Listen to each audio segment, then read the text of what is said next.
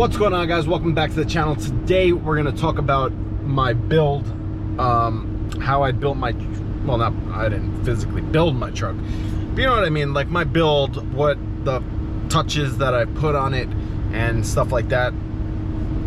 It's a really hot day. It said 95 before, and now it says 86, but it's definitely a warm day. I have the AC blasting. I don't know if you guys can even hear me, but we're going to talk about the truck and what I've done to it. I probably put around, I'd probably say 15,000, maybe a little more worth of mods.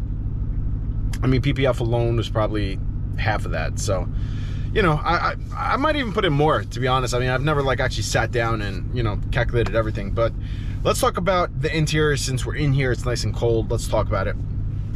So to start off, carbon fiber steering wheel. I got this from Unleashed Customs. I know I didn't get to do a video of it because I had a buddy install it because I was working on the house and, you know, doing a lot of shit. Excuse me. So yeah, this is the carbon fiber steering wheel that I got from Unleashed Customs. I was thinking about maybe getting the carbon fiber shifters, but honestly, I don't really shift too much, so it hasn't really bothered me at all.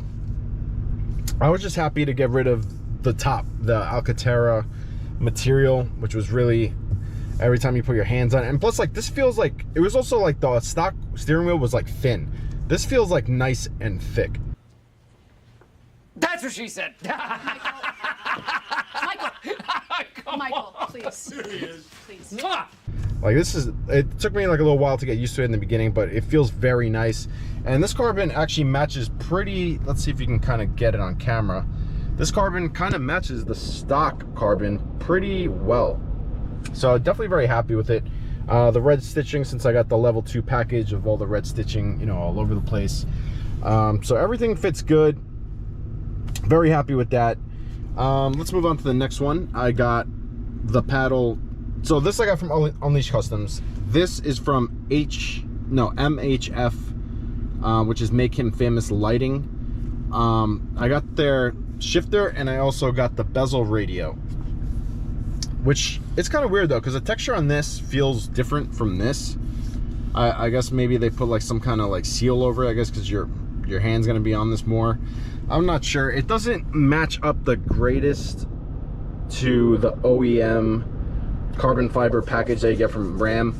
You can kind of see it there, but honestly, it doesn't look bad from like afar. I mean, it's just a nice touch. The shifter, I feel like, looks a little better, but I don't know, that could be me. So like, I got the red stitching on it, and it has a gloss black push-in button, which I think is nice. But as far as the interior, I mean, I got it fully loaded, you know, panoramic sunroof, which is not open right now, but it is up there. I got the level 2 package, the red stitching, Harman Kardon, carbon fiber. So yeah, I pretty much got it fully loaded. On the bezel, I did get the Ram with the red. So stock, it just says Ram. But if you watch that video, you can tell it's a little different. But other than that, I haven't done too much on the interior. Oh, I did change the ambient lighting from white to red. So I don't know if you're gonna be able to see it. I think if I open a door, you might be able to see it. So let's try to get that on camera. So you can't really see it too well because it's not nighttime. I posted some footage on it. Maybe I'll do like a little short, but you can see the red light coming out. So basically it's red all over the place. You can kind of see it under there and all the door handles. So I did get the level 2. No, what am I talking about? So I got a 2022, but for some reason, I mean, this is on the forums. If you're on the forums, you already kind of know this. I was missing the passenger light that comes, the middle light. So there's like 3. So, you know, you have the one up here, one over here, and one down there. So on the passengers, only in the back though. No, both doors on the back. It was missing this one, this light over here. But it was very weird though, because I checked the harness when I had the lights installed, and I did have the 3rd plug-in harness. The only thing is just the lights weren't there. So I don't know if there was a shortage on lights and they just decided to not put that 3rd light on. It's kind of strange, but I guess there must have been a shortage. It was like during COVID and stuff, so I don't know, it was like shortages on everything. But yeah, so that's the interior. And yeah, I really haven't done too much in here. Well, actually, if you kind of think about it, I kind of did a lot. Yeah. All right, so now let's talk about the exterior. It's a really hot day, so I decided to come to this park by the water. It's nice and get a nice little breeze over here. Hopefully it's not too windy. But all right, let's start with the exterior. So you guys know I have the Stealth PPF, tinted windows. I did actually change these lights. It was a pain in the ass pulling the mirror off, but I ended up, these are the 2023 lights.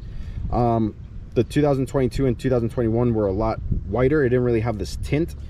So I feel like it matches up very well to like how the headlights are. You can it kind of looks like they're tinted, and that definitely looks so much better. So I ended up just ordering this pieces.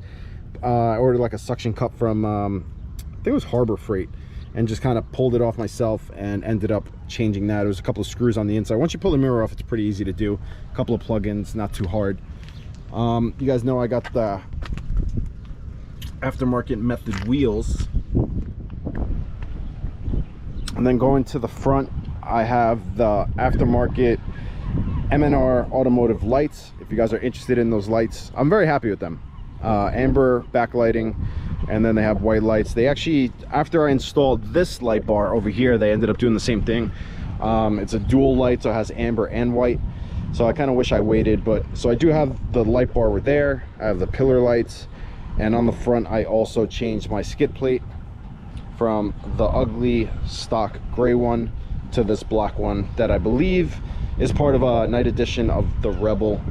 So you can kind of check that out. Oh, and I also got the M&R fog lights on there, which looks pretty sick. All right, now that was pretty much the front of the truck. Now I did add the ram bar. When I first saw the TRX, I was not a fan of the ram bar, but seeing it more and more, I don't know if it just looks better on black. I mean, I see some colors and I don't like the way it looks, but I don't know, seeing it more on black, it just really grew on me. And I love the way it looks. It makes the truck stand out, and it just looks so much better. So I ended up getting it from shit, where did I order it from? I ordered it from BAM Wholesale Parts, and I believe I paid like $1,200, I think. And then when you order it on the truck, it's about $1,900. I think it's like, it's either $1,795 or $1,895, somewhere around there. So I did save some bucks putting it aftermarket. It was very scary drilling into this bed, I don't know what you call it, I guess bedside cover thing, the rail, that's it, the bed rail. So that was a little scary, but otherwise it's very sturdy. Definitely add some character to the truck, and definitely very happy with how it looks. I don't know if I'll ever add lights on it. It's already high, so if you had lights on there, I don't know, it's just gonna be so much higher. And I don't know if I really need it, to be honest. I mean, I've been on the beach at night a few times, but honestly, I don't think I need it. So that's pretty much there. Oh, and then I did add a cover. So this cover works with the ram bar. It's a fold up. It's a Tuxedo Pro X15. It does roll up, so it's not like the fancy Retrax covers. I think I paid maybe 500 bucks for this cover. I didn't need anything expensive. I don't really put too much in here besides when I go to the beach. You can see it's covered in sand. And then when I was fixing my house, going to Home Depot, putting like sheetrock lumber in there. So nothing crazy. So, you know, if someone tried to rip into my truck bed, just get some sand. That's about it. And then coming on to the back, so this is PPF film that is done by Steck. I believe that's the company. That's also the company that I think I used on Dyno Steck or something like that.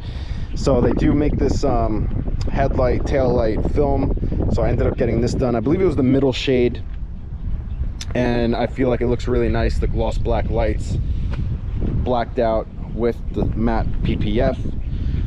And then what do we have in the back? We do have the Corsa exhaust, which you guys seen the video. Very happy with the sound. Honestly, best exhaust I think I could have thrown on this truck. I do have to fix this side though. It is a little not in the middle, and it does drive me crazy. This side's actually pretty good, so I don't know, might take it to exhaust shop one day, get it checked out. And then as you've seen in the last video, I do have these new lights that reverse, they brake, they do that little strobe thing when I brake, and then at night when the headlights are on, they turn on. But I believe when I reverse and brake, I haven't actually tested it out, but I believe when I reverse and brake, they still work, because basically it's like acting like a trailer is still on the truck. As you guys know, I do have the IGLA on here, so you need a pin code to start the truck. You can't, there's no cloning of the key, anything like that. So, you know, that's a very nice added security. I also added the shock sensors on this truck. I'm still messing with the sensitivity. So like, I had it very sensitive where I hit the window and it would go off, but then every time the lawnmower, the guys would come, like, so when the landscapers came, it would always set off the truck, and it was just driving me crazy. So I'm still playing with it, but I think if you hit it hard enough, it should still go off. But I do have those added on also. And honestly, I think that's pretty much, oh no, duh, we got to talk about under the hood. So let me pop it. Oh my God, it feels so much nicer over here. So popping the hood, you guys do see the AFE intake. I actually just changed out my filters the other day. Very happy with this intake. I love that the dinosaur is just here when you open it. The T-Rex eating the Raptor. I know I'll probably get some comments. There's a Raptor R now. Yeah, whatever. It's all right. Don't worry. We have future plans for this. The catch can from J&L, which I do check on, I think like a monthly or a 2 month basis, and I clean it out. But otherwise, no engine modifications just yet, but we will get there.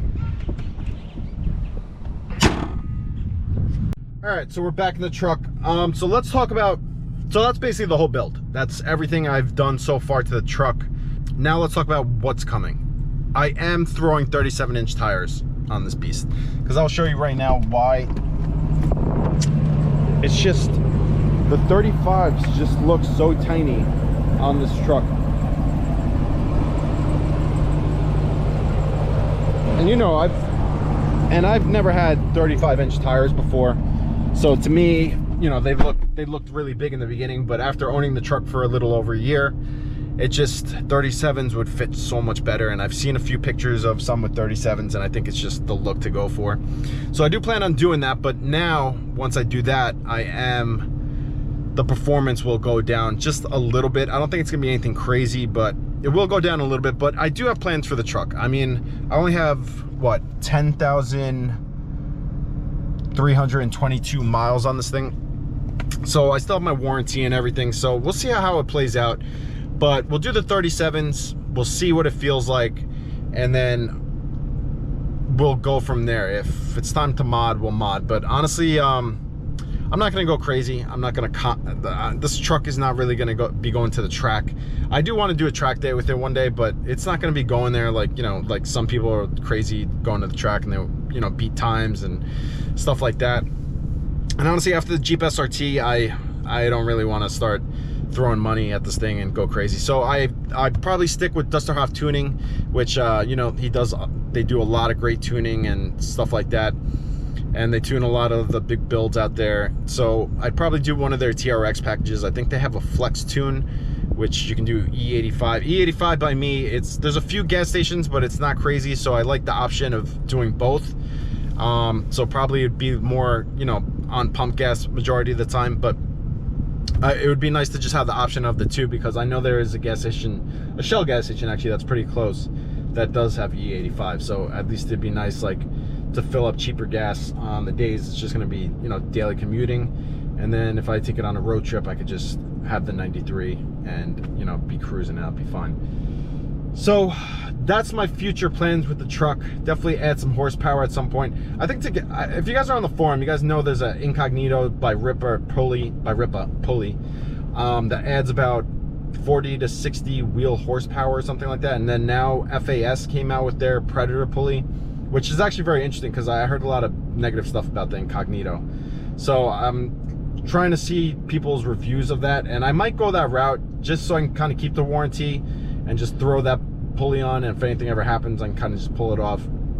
and still have my warranty, but I'd pick up some horsepower like that. So I'm thinking about going that route, but we're gonna do the 37s first, see how that feels. As far as the 37s, I'm not sure what I want to do yet. I think I'm gonna go with the E-Box springs over the Rogue leveling kit. I ended up buying the Rogue leveling kit, and now I'm trying to sell it. Nobody wants it, so I think everybody is going with the springs. I had the E-Box springs on the Jeep SRT for a little while, and the lowering springs, but I don't know, I've had E-Box on a few cars, and I've always been a fan. So it will raise the truck about 1.5 inches. I believe the front, they claim 1.6 inches, and then the back is 1.5. And my truck is pretty level, so I wanted everything to go up. I don't want a leveling kit just raising the front and then kind of look a little nose high, even though I believe the Rogue leveling kit's nothing crazy. It's like 1 inch and something.